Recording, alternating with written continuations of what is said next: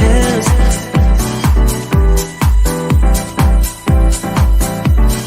Telling me to dance, taking a chance.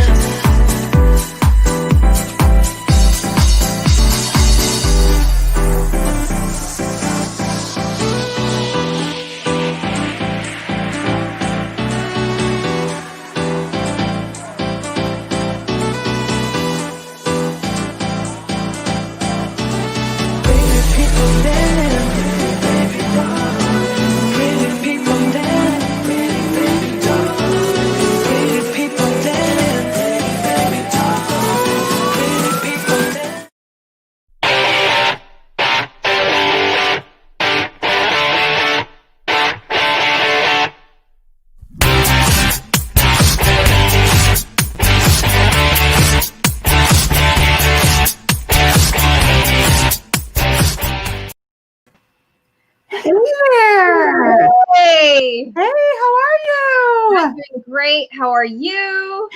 Great. Everybody, welcome to the Life, Love, and Money Show. Woo! So we're back every Thursday. This is so much fun for Jen and I. I'm so excited to be here with my buddy, Jen. She is my buddy. She is a phenomenal money coach. She is an author. She is an entrepreneur. She's an amazing speaker. Woo, woo, woo! It's Jen Fontania. Yes, and I am always thrilled to be here. And I want to introduce my lovely and amazing co-host, Dr. Summer Watson. She is the founder of Core Women production coaching company. She's a doctor of psychology, has extensive experience with for-profit and nonprofit companies, and she is also an author and an incredible coach. And just such a pleasure to always be here with you because you have such a wealth of knowledge to share with our audience. So thank you. Thank you, Jen. And I'm so happy that you out there are here with us. We are so excited to be here answering your questions. This is a half an hour free coaching, and I'm so excited about it. So let's get right to it. And we have some great questions. And by the way, if you miss part of this, you can go to YouTube, the Life, Love, and Money page, and you can #watch the replay. So as we're doing this, throw up your likes, throw up some thumbs, throw up some question marks, throw up your comments. We want to hear from you. We are so excited about being here because this is for you, and we get your questions and we try and answer them. And if we don't know something, we will get back to you. So let's do this. Absolutely. Let's go. Okay. So first question, and this one's for Jen. What impacts the credit score and how can I improve my score? Oh, yes. I love this. It doesn't matter how many times we talk about this because it really does impact so many people. I think when I run into people that need help, this one is one of those big ones.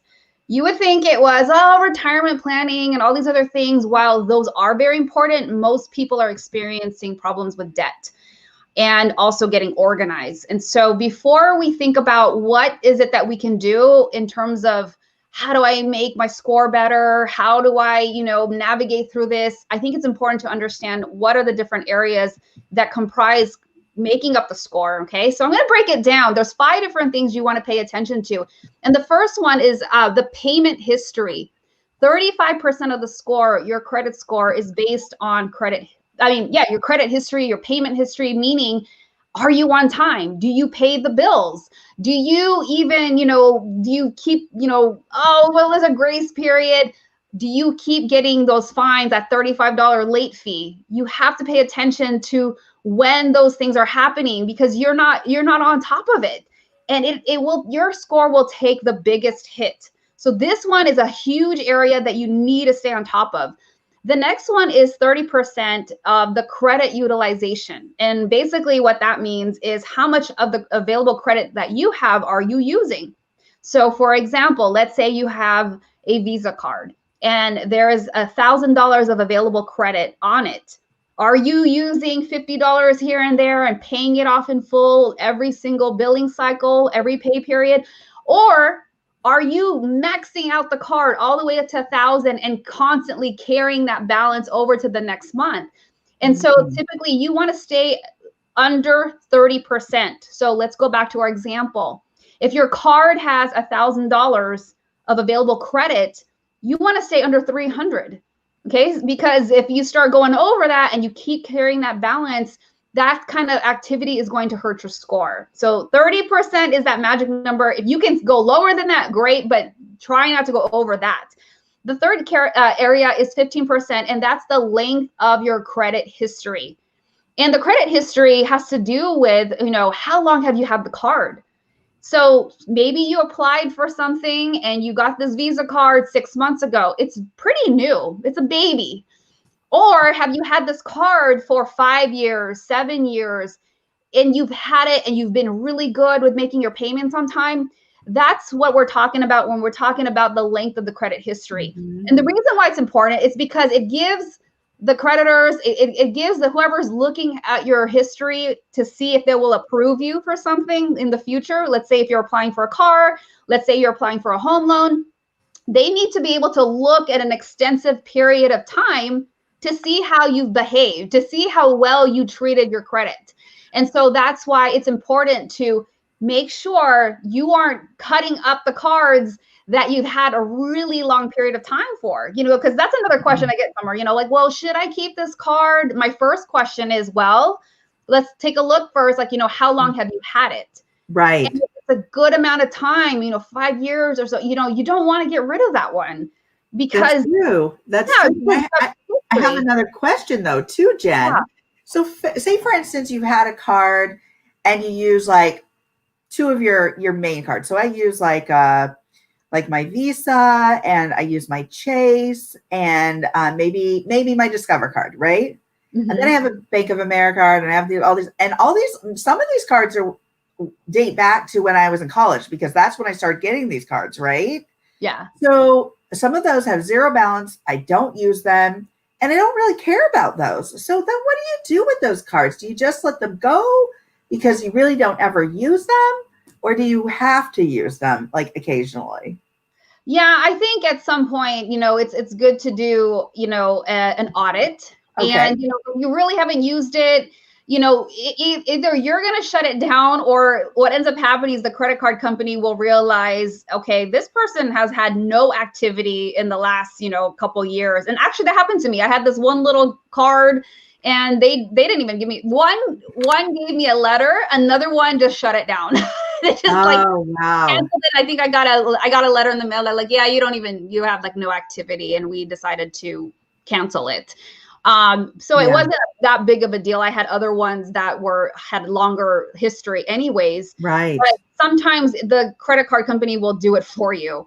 But the thing too is it's also dangerous, to have like so much available. Let's say you have 1,000 here, a $5,000 card here, a $3,000 card over here. And that looks really bad. So, at some point you kind of have to consolidate. It's not good to have like 8 different ones. And especially if you're not using it, but it's more smart to just have like some major ones like a Visa, Amex, Discover, the major, what we call major trade lines. Yeah. Have those. And then, because the next one, the 10%, the next one on the list is 10% credit mix. Okay. So you want to make sure that you have a good mix, meaning, okay, do you have some major trade lines? Do you have a mortgage? Maybe you have an auto loan. So there's a nice different range of what kind of credit is available to you. What kind of credit have you applied for? And, the other thing too to be careful of is, whenever we go to the store, we see these offers, or you hear these offers when you're at the checkout line, right? And then you're ready to check out. And then they're saying things like, hey, if you apply today, or do you have a card with us? Would you like to apply for a card and get 30% off all your purchases today? We hear that all the time. And so we have to be careful that we're not constantly, oh, let me sign up. I want the, because we're thinking, oh, discount. But you got to stop and think beyond that, because the last thing on the list is 10% new credit. And so if you're constantly applying for new credit, all these things that you do show up on this report. I almost said rap sheet, but it kind of is like a rap sheet, it's it tells you everything that you've done. Well, here's the thing about that. That is so true, because actually that can land you in some kind of financial prison, so to speak. If in fact you abuse your financial credit or your credit. So it can be you can feel very imprisoned by it, so to speak. Oh my gosh, you can feel like you can't get out from under it sometimes. So everything that you're saying here is just right on point. I love it. So 10% new credit. Yeah, because what ends up happening is you start applying for new credit. The credit card companies are going to see, or, because they all have to pull your history, because if you go and apply for a new one, they need to see like, hey, what's out there already? What's got your name on it already? How much credit do you already have out there? Right. And so you also have to pay attention to, are they going to do a hard or soft inquiry? And the ones that are a hard pull is going to be the one that affects your score. So it's also good to find out like, hey, is this going to be, a hard pull, soft pull? Yes. Is this hurt my score? You need to know, because let me tell you a crazy story. So like I have this prospect, and this was years ago. I think it was 2005. I'm recalling the house I lived in at the time. And I remember him and the wife, they had nothing happening. They really needed a lot of help in terms of like planning properly. And so we started talking about the debt. Ooh. And he was one of those people, actually they were a prospect. They didn't become a client. He was one of those people you can tell they had an attitude, they had an ego, like, I know better. My wife dragged me here. What is this all about? That kind of thing. And I'm sitting across the table like, okay, this is going to be one of those appointments. Right. So we get to the part about the credit cards, and he tells me, well, I don't have any debt. And I'm thinking to myself, like, wait a minute, what are you talking about? Like, you just told me you had like a Visa, and then he's like, well, I don't pay. Oh, no, I'm sorry. He said, I don't pay any interest. And I said, well, what do you have cards in? And he said, or, what do you have? Yes. So he starts listing 10 things, 10 credit cards, right? Oh my gosh. And I'm thinking to myself, what are you talking about? Like, you're not paying any interest. And then it dawned on me, and this is what he was doing. And he thought he was so smart. He thought he was more brilliant than the credit card companies combined. He said, well, this is what I do. If I get a new application, I just take the money from one credit card and transfer the balance to another one. I open another card and then I just transfer it. And then when the 6 months are up, then I transfer it to another one. I'm like, so you have 10 credit cards and you think you're just constantly paying 0% in interest because you just keep transferring it. And that's what he was doing. That was his big, amazing financial plan. Oh no. Oh yeah. No. That is frightening. I was trying not to laugh and I wanted to laugh because it was the ego. It was the ego of this person who was not open-minded to get help. Right. But kind of felt like, well, yeah, I know what I'm doing. I'm the one pulling the wool over everybody's eyes. And I'm just like, dude, you're just transferring balances. Ooh, that is some tough stuff. So how did you actually penetrate that ego? I didn't. That person did not want to do anything. Right. You just get, unfortunately, you want to save everybody, but you just can't. You really have to come. And I know you know this as a coach yourself. Yeah. I'm sure you have your own stories. Sure. We can't help people who don't want to help themselves. I can lead you to the water, but I can't force you to drink it. And with him, and I felt so bad because the wife really wanted to get their ish together. But unfortunately, he was the one that had the ego. He was the one that was in control, and it just never happened. And so, that whole thing I don't know whatever happened. They didn't do anything moving forward with me, but I could tell he was just so full of ego and attitude that I was just like, oh my gosh. And I tried to explain what was happening.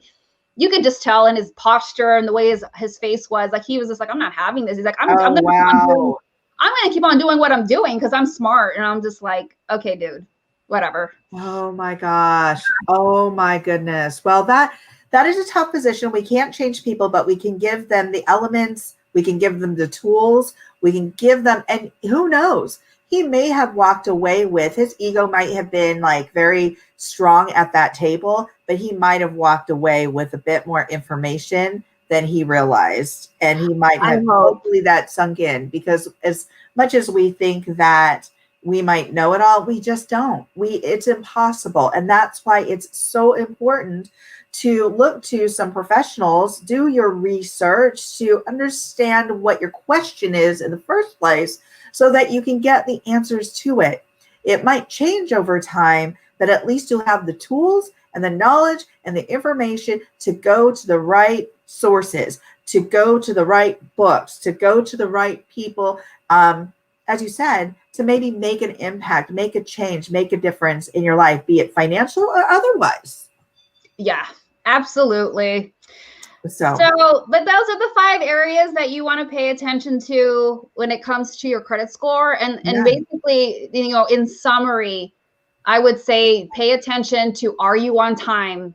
Are you making those payments, on time? Are you, never be late, and do as much as possible to pay off the balance in full before the next billing cycle. Pay attention to how long you have the cards. Be careful that you don't cut or cancel one that you've had for a very long time. And, also pay attention to the credit mix in terms of like the different various types of credit that you have available to you in your possession.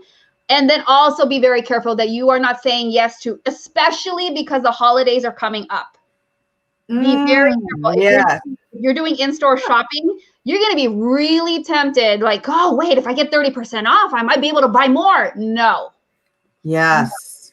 Be careful. You're going to get hit up with all these credit card offers, this in-store card, purchases, 30% off, whatever it is. Be very careful that you just be disciplined and say no, because all those things affect your credit score. And so if you keep it under control and stay disciplined, you can keep your credit score healthy and maintain it. Absolutely. Such great tips.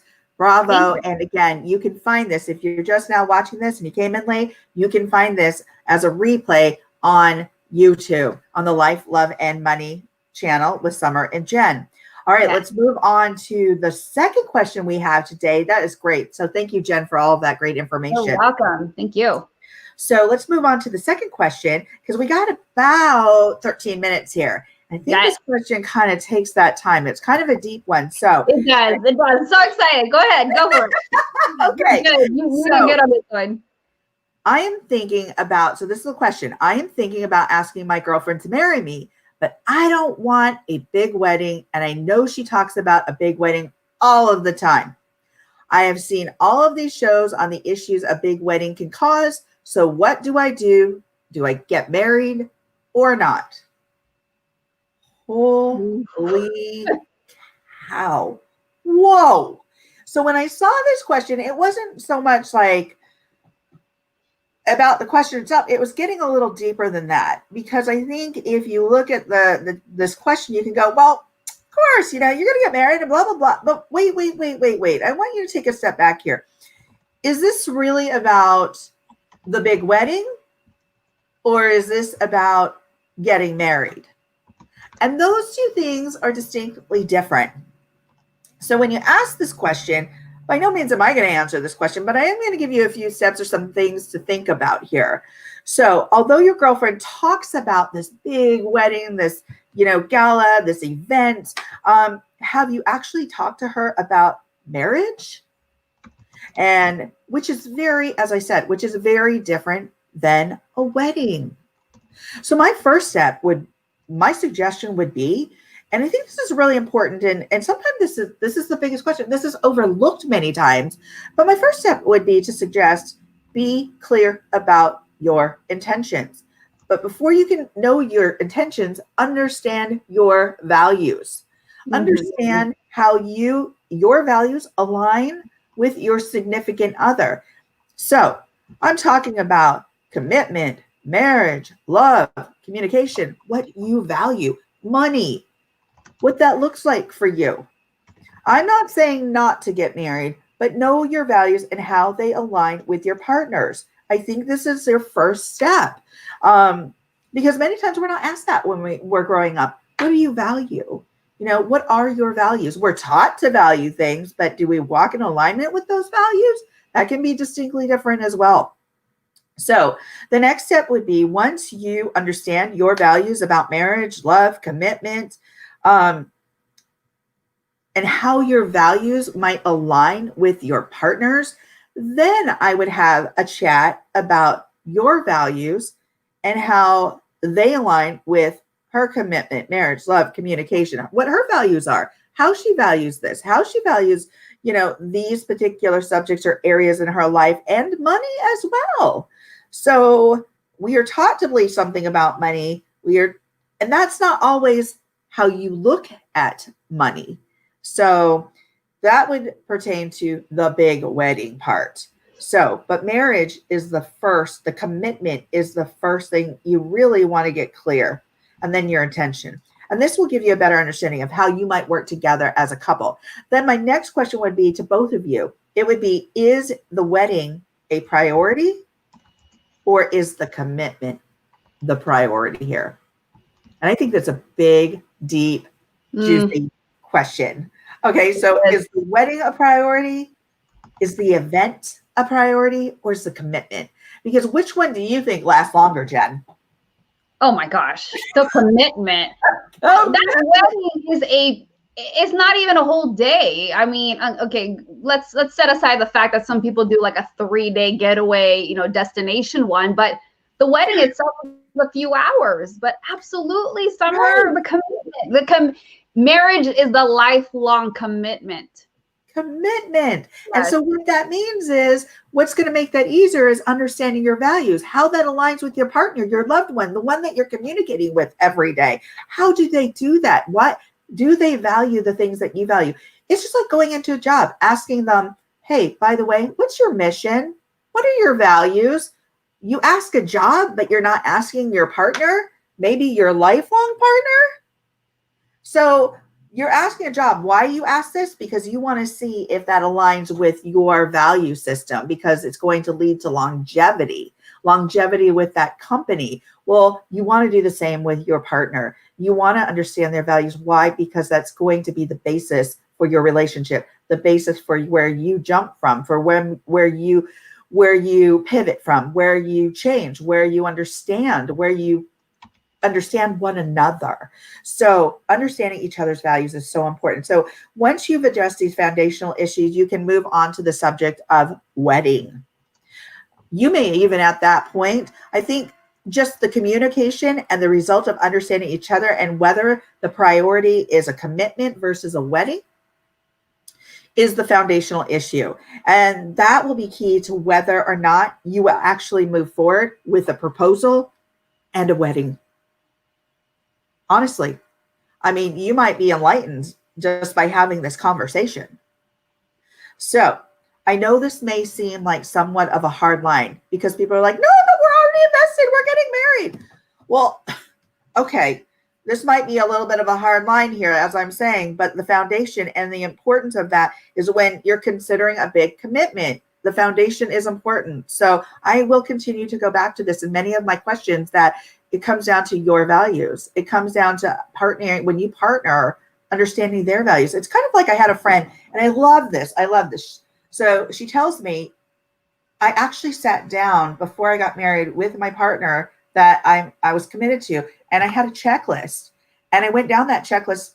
What do you think about religion? What do you think about kids? Mm-hmm. What do you think about money? What do you think about, and she went down this checklist because she was very serious. And she said, I needed to make sure that we aligned in much of this, not every aspect. Wow, love it.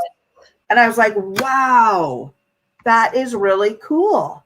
I love that you did that, because many of us don't. We forget to talk about these really critical aspects of commitment, of relationship. It comes way before the wedding, and definitely the commitment is so much more important than the event. The event is a milestone, and I know that this is important to so many. And the milestone can be created on a budget. It can be saved for. It can be, there's so many things you can do to create a beautiful wedding.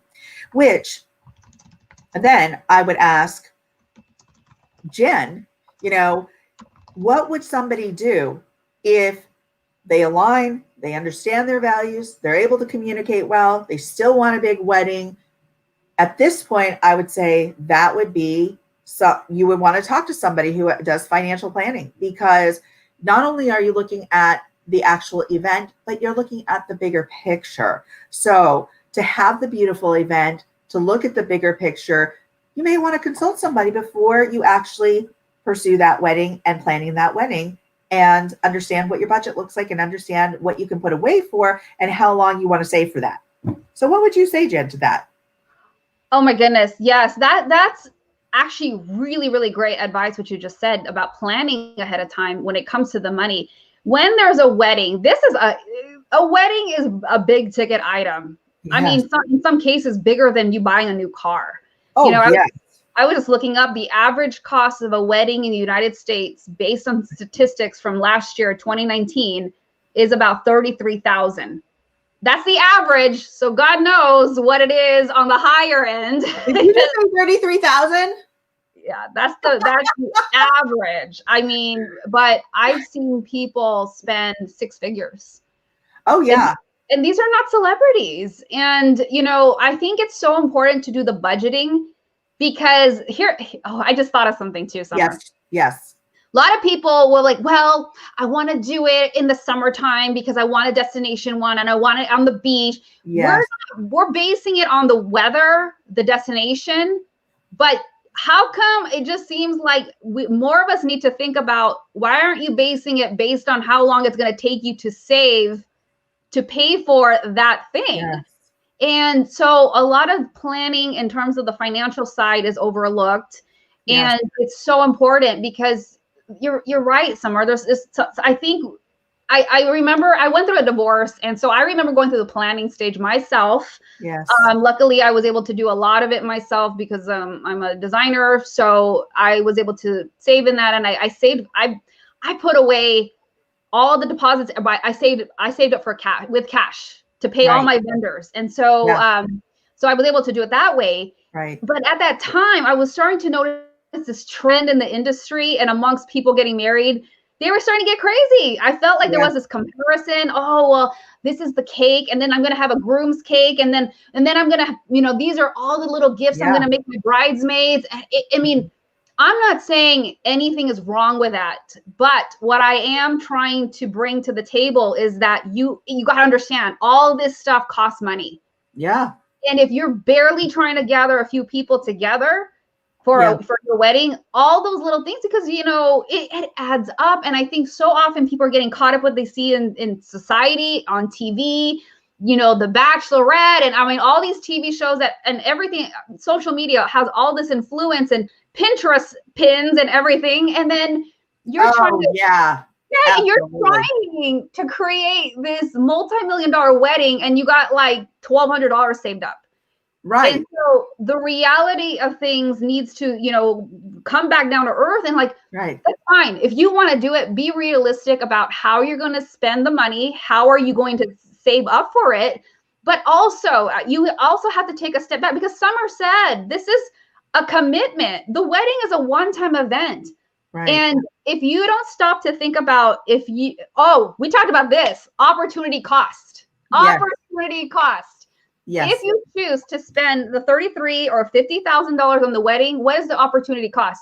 Maybe you can't buy that new house. Maybe you won't be able to put the down payment for that house, or you know, take a really crazy, you know, honeymoon or whatever. You have to think about how much further it's going to set you back in terms of your retirement and your future planning. So critically important to think about the money side of things. Oh, absolutely. Thank you so much for adding that layer, Jen, because I think that it's so important when we talk about such big decisions. But again, I will continue to go back, as I said earlier, to the value and to understanding what your value is when you come into such a commitment, but understanding your own personal value before you get to that commitment. Because if you intend to propose, or if you intend to have this commitment, what does that look like? What does the perception for that other person look like in regards to a wedding, a big wedding, a smaller wedding, doing a wedding, a lovely wedding on a budget? I mean, again, that has to do with your own values. And you might be shaking your head like, I don't want to have that big wedding. But before you step into that, even that forum of or that conversation, those thoughts, understand your own value, understand what that other person's value is, have those conversations, because that's going to tell you a lot about what's going to happen down the road when you do buy a house Do they put value into investing? Do they put value into buying their own home or renting? I mean, that makes a big difference because there are people who just want to rent. There are people who want to buy 2, 3, or 4 houses that they want to save a certain way. They don't turn on the heater when it gets below, I need to save money. I'm serious. There are some very interesting things I've come across over time where relationships come into issues because of small things like he doesn't want me to turn the heater up to 70 degrees. He wants to keep it down so we don't run up the bill. But yet you're freezing all the time. Yep. But you're freezing all the time and he wants you to walk around in a blanket. So, these values of love, commitment, understanding, communication, so important to figure out before you even go to the whole idea of proposal and wedding. So with that, I'm not saying not to get married. I'm just saying there could be a bit more planning and understanding. So with that, we have reached our 31-minute mark. Well, it's actually a 30-minute mark. We've gone over. And of course, this is 30 minutes free coaching. So what we want you to do, again, is submit your questions. Submit your questions to us on Facebook. Submit your questions to us on our page, our Twitter page. Submit your questions to us on, YouTube. Make your comments. Leave a review. Please, please, please. We want to hear from you. Thank you so much. And again, thank you, Jen, for joining me here today on the Life, Love, and Money Show. And we'll be back next Thursday. Yes. Did you want to do the nugget for the day? I love your nugget. Yes, let's do the nugget. I'm going to let you go first. All right. Hang on. We're going to play our little intro for that. Okay.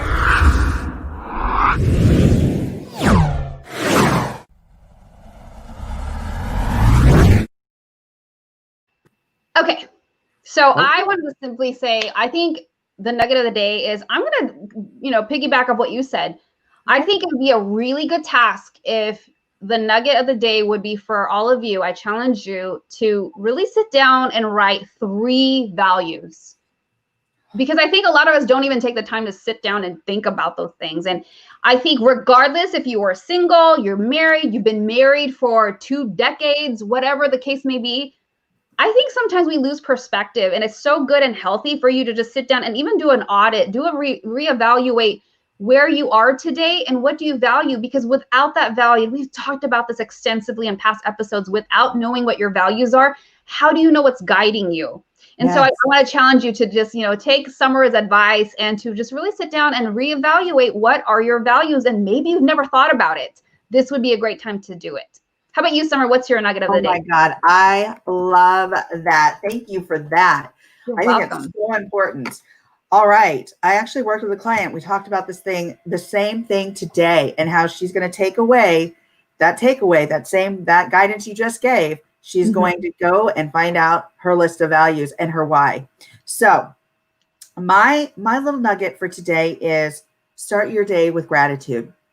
Oh, yes. So think about what you're grateful for. Every day, one thing, one person. Think about what you're grateful for and just go with that. Go with that feeling, understand what gratitude is, because we all have a moment. The moments that we're given, we are grateful for. I am grateful for the hours that I am given every day. The fact that I can wake up, get up, put my feet on the ground, that's gratitude. I'm thankful for that. So just think about one thing each day to start your day off with some gratitude. Love it. Thank you so much for closing us out with that nugget for the day. Absolutely. Thank you, everybody, for sharing this time with us on the Life, Love, and Money Show with Summer and Jen. Thank you, and we'll see you next Thursday. Take care. Bye. Bye. Thank you for watching the Life, Love, and Money Show with Summer and Jen. Dr. Summer Watson is the owner of the production and coaching company Core Women, LLC, is a doctor of psychology, has a depth of experience working in both for-profit and nonprofit in human services and mental health, is a professional coach, seminar host, documentary film producer, and an author. Jen Fontanilla is a former financial advisor and now a certified money coach, speaker, and has published 6 books. She has worked with organizations such as the Walt Disney Company, Warner Brothers, Target, Goodwill, and the U.S. Air Force. She loves working with women and helps them master their money and mindset to empower them to build the ultimate life without worrying about money. Join Summer and Jen every week as they go live on the Life, Love, and Money Show on Instagram, Facebook, Twitter, YouTube, and LinkedIn.